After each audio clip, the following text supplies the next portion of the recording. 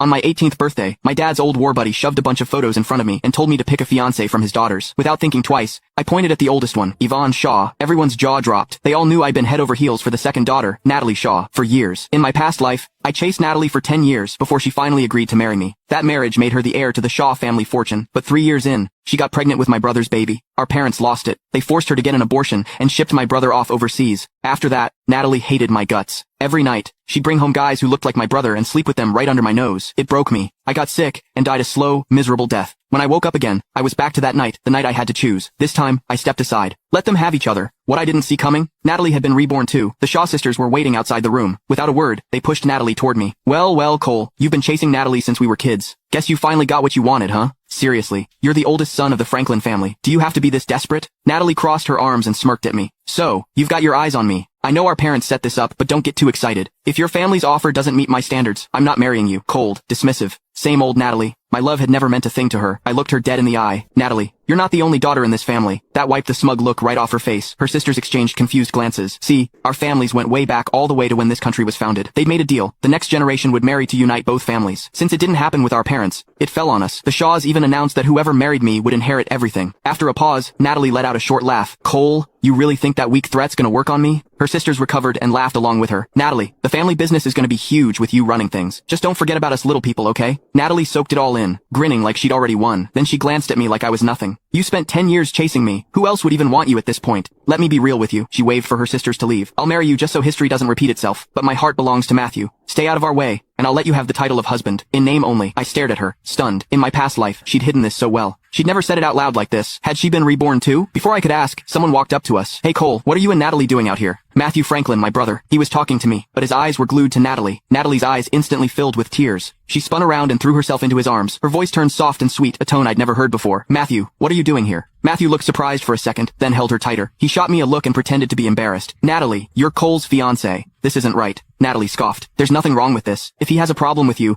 he can forget about marrying me. She grabbed Matthew's hand and walked off without looking back. I rubbed Yvonne's photo between my fingers and smirked. Natalie, I was never planning to marry you anyway. The party was winding down. Most guests had left when Natalie and Matthew finally showed up again. Natalie had changed into a high-neck dress. Matthew had faint marks on his neck that told the whole story. The tension between them was so obvious, you could practically smell it. The old me would have lost it, stormed over, made a scene. But I'd seen this play out 100 times in my past life. I was numb to it now. I knocked back my drink and turned to leave. When Natalie saw I didn't care, she frowned. For the first time ever, she called out to me. Cole, what's your problem? I'm your fiancé. Matthew's your brother. You're just gonna leave without saying hi? Where are your manners? Apologize to us right now, or you're not getting your birthday present. She was holding a small ring box. Matthew took it from her and waved it in my face, smirking. Cole, Natalie had this made just for you. She put a lot of thought into it. I looked at the box.